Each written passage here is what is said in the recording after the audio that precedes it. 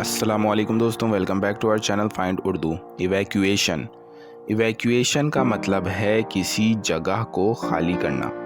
Evacuation کا مطلب ہوتا ہے کسی جگہ کو خطرے یا ضرورت کے وقت خالی کروانا۔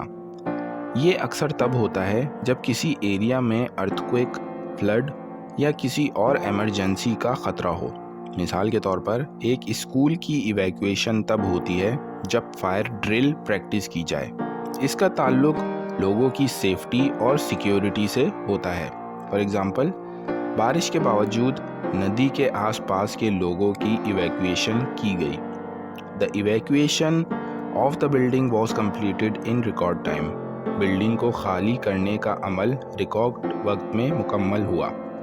تو دوستو، ایویکویشن کا مطلب ہے کسی جگہ کو ضرورت کے وقت خالی کرنا۔